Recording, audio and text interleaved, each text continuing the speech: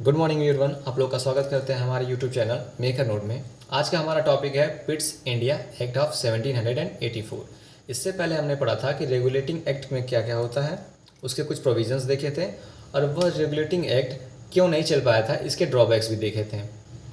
तो इसमें हमें देखना है पिट्स इंडिया एक्ट में कि गवर्नमेंट किस तरह से कंपनी को दो हिस्सों में डिवाइड करके एक तरीके से कंपनी को एक सेंट्रलाइजेशन की तरफ ले जाती है। सेंटर की जो पावर्स होगी सिर्फ उनका कब्जा हुआ कंपनी के ऊपर, ऐसे डिवाइड कर देती है कंपनी को।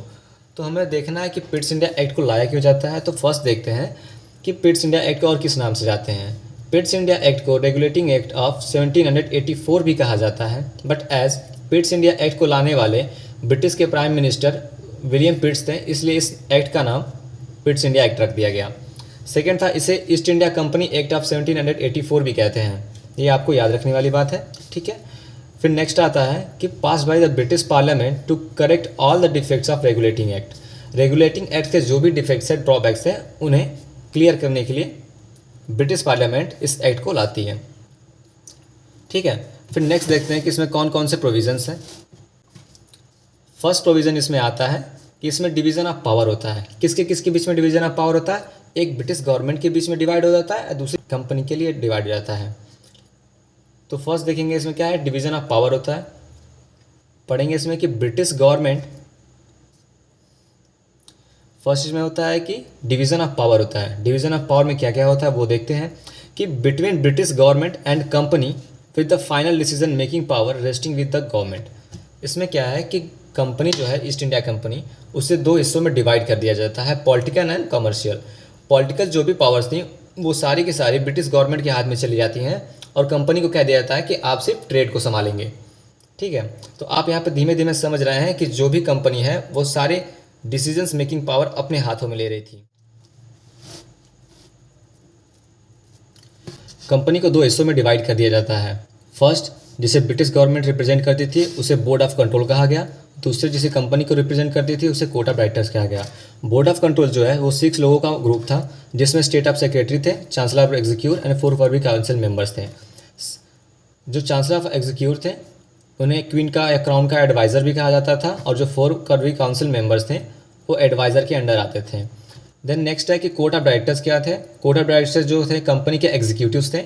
एग्जीक्यूटिव्स जो भी थे उनके पास सिर्फ पावर्स थी कि वो कमर्शियल अफेयर्स को हैंडल करेंगे, ठीक है। नेक्स्ट क्या आता है कि नेक्स्ट देखते हैं इस एक्ट के जरिए क्या क्या कर दिया गया था। तो this act mandated that all the civil and military officers disclosures their property in India and Britain. India और ब्रिटेन दोनों में within the 2 months of their joinings. मतलब क्या हुआ कि इस एक्ट के ज़रिए पार्लियामेंट डिसाइड करती है कि सारे के सारे इंटरनल करप्शंस को बाहर लाया जाए, जिसके ज़रिए इन्होंने मैंडेटरी कर दिया था कि ब्रिटेन और इंडिया में जो भी इनकी प्रॉपर्टीज़ हैं उन्हें पार्लियामेंट के सामने रखी जाए। तो आइए देखते हैं कि इसके नेक्स्ट प्रोविजंस क्या थे। तो इसके नेक्स्ट प्रोविजंस थे कि the presidencies of Bombay and Madras become subordinate of the Bengal presidencies. इससे पहले क्या था कि बॉम्बे एंड मद्रास, ये जो 2 प्रेसिडेंसीज थी ईस्ट इंडिया कंपनी के, वो बंगाल के अंडर आ जाती हैं। पहले ये था कि बॉम्बे एंड मद्रास जो भी है अपने अपने डिसीजंस ले सकती थी, किसी से वॉर करना है कर सकती थी, कोई भी डिसीजन जो भी लेना था ये इंडिविजुअली ले सकती थी। बट यहाँ पे क्या हुआ कि बंगाल प्रेसिडेंसीज को सुपीरियर कर दिया गया एंड बॉम्बे एंड मद्रास को सबऑर्डिनेट कर दिया गया। मतलब जो भी इनके डिसीजंस थे उन्हें लेने पड़ते, बट उससे पहले बंगाल के जो गवर्नर जनरल थे उनकी एडवाइस लेने के बाद ही।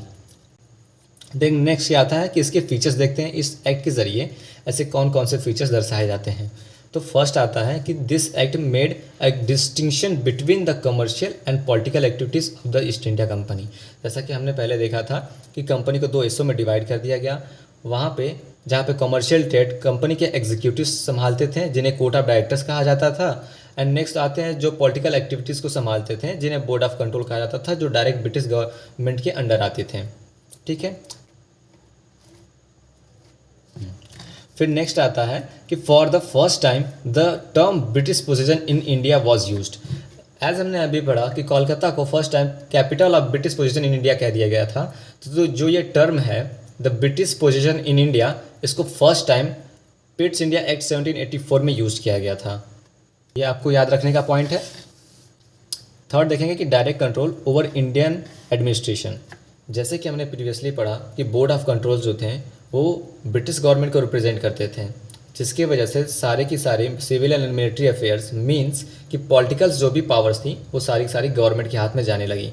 ईस्ट इंडिया कंपनी की सारी जो पावर्स है वो गवर्नमेंट के हाथों में आने की वजह से फर्स्ट टाइम इंडियन एडमिनिस्ट्रेशन पे ब्रिटिश गवर्नमेंट का कंट्रोल होने लगा था।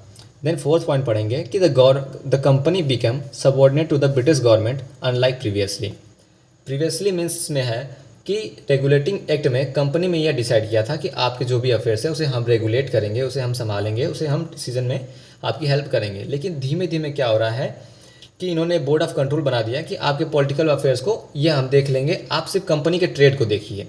धीमे धीमे क्या होता है कि यहाँ पे कंपनी को दो हिस्सों में डिवाइड कर रही है। यहाँ पे ब्रिटिश गवर्नमेंट कंपनी को दो हिस्सों में डिवाइड कर रही है, जिससे क्या होगा कि धीमे धीमे सेंट्रलाइजेशन की तरफ जा रही है, मतलब गवर्नमेंट कंट्रोल की तरफ जा रही है। Then the fifth one is this act establish the British crown authority in the civil and military administration of its Indian territories. कि धीमे धीमे क्राउन्स की जो अथॉरिटी थी वो सिविल और मिलिट्री एडमिनिस्ट्रेशंस में इंडिया में आने लगी, जैसे कि board of control political powers को हैंडल करते करते गवर्नमेंट का जो कंट्रोल था, गवर्नमेंट में जो ब्रिटिश क्राउन थे उनकी अथॉरिटी इंडिया में आने लगी थी। देन नेक्स्ट क्या है,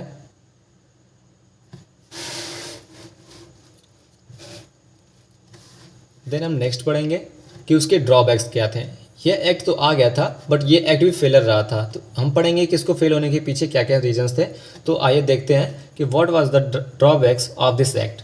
तो this act was deemed a failure cause, यह एक्ट फेल हो गया क्योंकि कुछ वजहों से कि there were no clarity on the boundaries between the company power and the government authorities.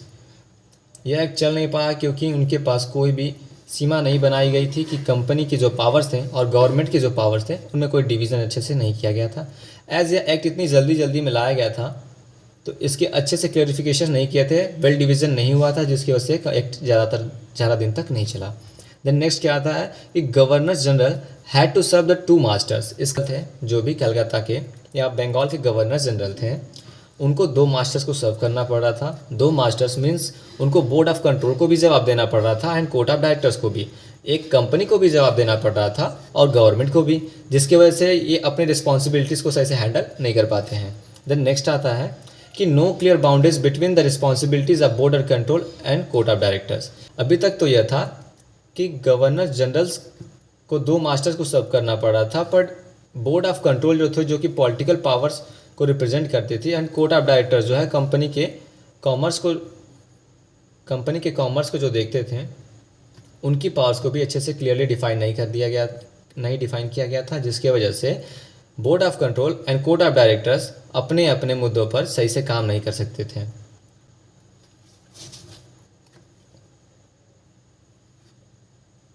बहुत बहुत धन्यवाद आप लोगों का मेरे साथ जुड़ने के लिए। आप लोग के कोई भी क्वेश्चन है या कोई भी क्यूरीज हैं तो आप मुझे कमेंट सेक्शन में पूछ सकते हैं, मैं कोशिश करूंगा कि आपके सभी सवालों के जवाब दूं। अगर आपको वीडियो अच्छी लगी हो तो आप मेरे चैनल को सब्सक्राइब कर सकते हैं और लाइक कीजिए, शेयर कीजिए। धन्यवाद।